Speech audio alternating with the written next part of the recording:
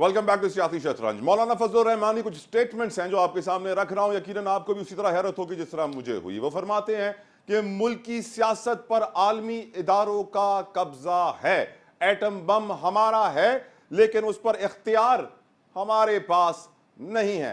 मुफ्ती किफायतुल्लाह साहब मेरे साथ मौजूद है फ्रॉम JUIF। मुफ्ती साहब, पहली लाइन, मुल्क की सियासत पर बैरूनी इदारों का, आलमी इदारों का कब्जा है, तो फिर मैं आपसे पूछूंगा सर, ये तो वही PTI वाला नैरेटिव है और आप ये एक ऐसे वक्त पे मौलाना साहब कह रहे हैं कि जब एक बहुत अहम शख्सियत एक बहुत अहम दौरे पर इंटरनेशनली।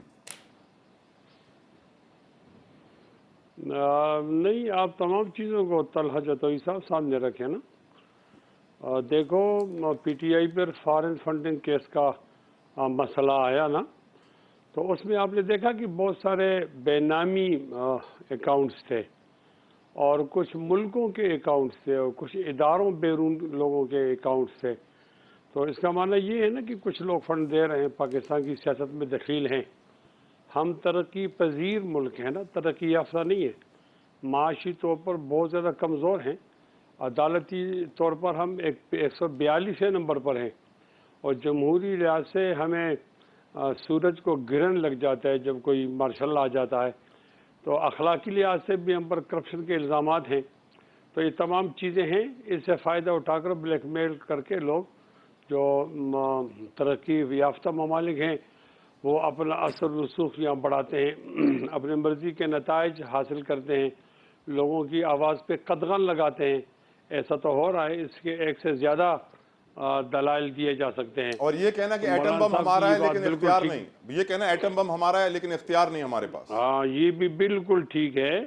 ये पाकिस्तान का जो एटम बम है ये इस्लामी ममालिक का एटम बम था और उसको होना भी चाहिए। लेकिन हमने देखा कि हमारा जो दुश्मन है वो इंडिया है और इंडिया से हमारा जो जंग है वो कश्मीर के मामले में है।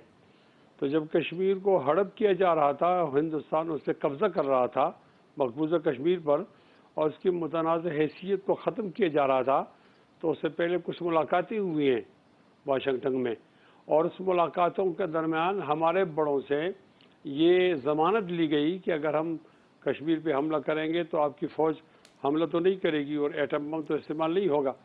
तो इस तरह एटम बम था हमारे पास लेकिन हम उसको इस्तेमाल नहीं कर सके। खैर अल्लाह ताला न करे वो मौका तो नहीं आएगा, लेकिन कम से कम इख्तियार तो हमारा होना चाहिए। हम इसमें जकड़े हुए हैं, माशी लिहाज से भी हम जकड़े हुए हैं IMF के। आप तो एटम बम की बात करते हैं, वो तो बहुत कीमती जगह है। हमारे यहाँ तो बिजली का टैरिफ भी IMF मुकर्रर करता है। हमारे यहाँ जो टमाटर है, प्याज, चीनी, दाल और आयल, इसको भी यूँ बताते हैं कि इस तरह बेचना है। और ये भी कहा जाता है गैस की ये कीमत होनी चाहिए। और यहाँ तक भी कोशिश हुई कि मोटरवे को भी गिरवी रखा जाए और इस तरह एयरपोर्ट को भी रहन रखा जाए। यानी ये आप कहाँ तक जा रहे हैं? सिर्फ ये कि हमारे पास एटम बम का नाम है, हमें उसका इख्तियार होता तो दुनिया वाले हमें कदर की निगाह से देखते कि ये कभी नाराज़ भी हो सकते हैं, इन पे जुल्म किया जाए और उनको हक न दिया जाए तो ये एटम बम का इस्तेमाल भी कर सकते हैं। तो ऐसा तो कतई नहीं हुआ। हमें तो वो ये समझ रहे हैं कि जैसी मोम की नाक है, हम कहेंगे एटम बम ख़त्म करो तो ये ख़त्म कर देंगे, हम कहेंगे इसको इस्तेमाल नहीं करो, ऐसा एहसास तो है। तो मौलाना फजल रहमान साहब, आपको पता है इस मुल्क के ज़हीन तरीन सियासतदान हैं, उनकी बात दलील के बगैर नहीं होती। तो ये मैंने जो दलाइल दिए इन दलाइल के एतबार से उनकी बात सच्ची देखना ये है मुफ्ती साहब कि आपके दलाइल से बाकी पाकिस्तानी कौम और मेरा पैनल वैसे एग्री करता है कि नहीं।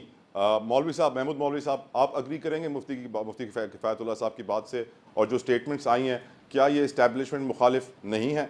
महमूद मौलवी साहब, देखें, ये इस्टेब्लिशमेंट मुखालिफ तो नहीं कहूँगा, मगर ये देखें ऐसे कुछ बयानात इन्होंने, मतलब इसके दो मतलब हैं। और जैसे अभी मुफ्ती साहब कह रहे थे, उसको अगर इस एंगल से देखें तो अलग है, उस एंगल से देखें तो अलग है। मगर मैं इससे एग्री नहीं करूँगा कि हमारे एटम बम के जो है चाबी हमारे पास नहीं है। ये बिल्कुल हमारे फ़ौज के हाथ में है और बड़े महफूज हाथों में है। तो इससे तो मैं उनसे एग्री नहीं करूँगा। और दूसरी बात जो ये मतलब मुफ्ती साहब कह रहे थे कि जी ये तय हो गया था कि जी कश्मीर पे वो कब्ज़ा करेंगे और हम बैकआउट होंगे। देखिए, ऐसे कोई चीज़ मेरे ख्याल से न किसी मीडिया में है, न किसी रूमर्स में है। اب یہ ان کا اپنا ویو ہے کہ بھائی ایسے ہوا، کیونکہ دیکھیں اگر خدا نخواستہ ایسے کوئی بات نہیں ہوئی ہے، ہم ہمیشہ کشمیر کے لیے کھڑے ہیں اور ہماری فوج بھی کھڑی ہے کشمیر رائٹ کے محمود لیے، صاحب، رائٹ مگر محمود اگر صاحب، اس کو مس ریڈ کریں اور مس انٹرپریٹ کریں تو اس کے اوپر تو میں کچھ نہیں کہہ سکتا۔ رائٹ محمود صاحب. اچھا یہی سوال اب میں سینیٹر غوث محمد نیازی صاحب کے سامنے رکھ دیتا ہوں. نیازی صاحب آپ ان سٹیٹمنٹس کو کیسے دیکھتے ہیں سر؟ جی بالکل، ایک تو بات بالکل ٹھیک ہے، جس طرح ہم آئی ایم ایف کے قرضوں میں جکڑے ہوئے ہیں اور جس طرح آئی ایم ایف نے ہمیں ڈکٹیٹ کیا ہے کہ تیل کی قیمت اتنی بڑھاؤ، عالمی پیٹرول کی، اداروں کا ڈیزل قبضہ آپ کہہ رہے ہیں کی، ٹھیک ہے، پر ایٹم بم والی بات قبضہ سر؟ ہے۔ جی بالکل، آج قبضہ ہے اور ظاہر ہے اس کو پھر وہ جب رسی کھینچتے ہیں تو ظاہر مہنگائی ہوتی ہے، لوگ تنگ ہوتے ہیں، حکومت کے خلاف اٹھ کھڑے ہوتے ہیں، تو یہ ساری چیزیں ہم اپنی معاشی پالیسی خود نہیں بنا سکتے۔ ٹھیک. ہمیں ہر چیز پوچھنی پڑتی ہے۔ ایٹم بم والی ہم بات 10 سر، ایٹم بم، ایٹم بم جی ایٹم بم کے متعلق میں ایک تو یہ تھوڑا سخت بیان ہے کہ یہ خود مولانا صاحب کو اس بات کو کلیئر کرنا چاہیے، پتہ نہیں انہوں نے ٹیکنالوجی کے سینس میں کی ہے، ورنہ تو پاکستان میں ایک کمانڈ اینڈ کنٹرول سسٹم ہے کہ خدا نخواستہ جب ایٹمی ٹیکنالوجی ہمیں استعمال کرنی پڑے تو اس کا طریقہ کار ہے۔ اس میں یہ نہیں کہ ایک بندہ 6-7 بندے ہیں، ایک لیفٹیننٹ جنرل کا جنرل سیکرٹری ہے، باقی تینوں چیفز ہیں، ایک وزیر اعظم ہے، کہ 6-7 بندے مل کے یہ فیصلہ کریں گے کہ خدا نخواستہ اگر استعمال کرنا ہے تو کیسے کرنا ہے۔ ایک نظام ہے۔ غالباً مولانا صاحب نے کوئی ٹیکنالوجی کے سینس میں کی ہوگی، یا یہ ان کا مطلب ہوگا کہ پچھلی حکومت نے کوئی بار لکھ کے دیا ہوگا کہ ہم اپنی ٹیکنالوجی استعمال نہیں کریں گے، ٹھیک تو اس غالباً اس طرف ہے۔ ٹھیک. لیکن بہتر ہے مولانا صاحب، یہ بہت بڑا بیان ہے جی ہاں، اور بڑا بھاری بیان ہے، مولانا صاحب کو خود کلیئر کرنا چاہیے کہ ان کو کیا مطلب ہے۔ اگریڈ سر، اگریڈ. طاہا صاحب اب یقیناً ہم جانتے ہیں مولانا صاحب اس بات کا اظہار کر چکے ہیں ان دا پاسٹ کہ لیول پلینگ فیلڈ انہیں نہیں مل رہی ہے، ان کے علاقے میں حالات اس قدر خراب ہیں. ڈونٹ یو تھنک کہ یہ ڈیسپریٹ میجر ہے یہ جو اسٹیٹمنٹس ہیں طاہا؟ دیکھیں بالکل ان کی جو یہ والی رائے ہے کہ ان کو لیول پلینگ فیلڈ نہیں مل رہی، ہو سکتا ہے ایسا ہو، اور ایسا ماضی میں بھی وہ ہوا ڈی ہے، آئی خان ابھی میں بھی ہو رہا ہے، انسیڈنٹس بھی ہو اور رہے ہیں. وہ والے ایشوز ہیں، لیکن ہمیں نا کچھ لائنز ڈرا کرنے کی Yes. ضرورت ہے۔ ہمیں اب یہ ایک پاپولر انفارچونیٹلی نیریٹو ہے کہ آپ اینٹی امریکہ نعرہ لگا دیں۔ بھائی جس وقت یہ ہو رہا تھا، جس وقت واشنگٹن میں وہ میٹنگ ہو رہی تھی، جس وقت یہ والی بات ہو رہی تھی کہ ہم استعمال نہیں کریں گے، یہ سب طے ہو رہا تھا، اس وقت پاکستان کو بند کر دینا چاہیے تھا نا ان کی پارٹی کو، ہڑتال کا اعلان کرتے، احتجاج کا اعلان کرتے، اس سے بڑی کیا چیز ہے۔ ہمارا موقف یہ ہے کہ ہمیں کانسپریسی تھیوریز کے اوپر نہیں جانا چاہیے جب تک ہمارے پاس کوئی کانکریٹ انفارمیشن نہ ہو۔ اپنے پولیٹیکل گین کے لیے اس لیول پہ آ کے بات نہیں کرنی چاہیے جہاں پہ نیشنل سیکیورٹی کمپرومائز ہو۔ Right, آپ طاہا. نے انٹرنیٹ کی جس طرح سے بات کی، جس طرح انٹرنیٹ اگر کسی کے لیے بند ہوا تو وہ غلط ہے، اسی طرح پی ٹی وی پہ حملہ کرنا بھی غلط ہے، اسی طرح اداروں کا گھیراؤ کرنا بھی غلط ہے، طاہا اسی ایک اور طرح چیز سے بہت غلط ہوئی ہے، انٹرنیشنل ایک اور چیز بہت غلط ہوئی ہے، آپ ہی سے شروع کرنا چاہ رہا ہوں. I want to move forward with this discussion. ایک نگراں انٹیریئر منسٹر، فیڈرل منسٹر، جی جب وہ اوتھ لے رہا ہوتا ہے تو اس کو اپنی ذمہ داری کا مکمل احساس ہوتا ہے کہ وہ الیکشنز کرانے آ رہے ہیں، ان کا مینڈیٹ ہے free and fair transparent elections کرانا. لیکن الیکشن سے پہلے ہی وہ اپنی وزارت سے استعفیٰ دے کر ایک پارٹی جوائن کر لیتا ہے. تو اسے واضح نہیں ہو جاتا کہ نگراں سیٹ اپ بھی ایک پارٹی ہے؟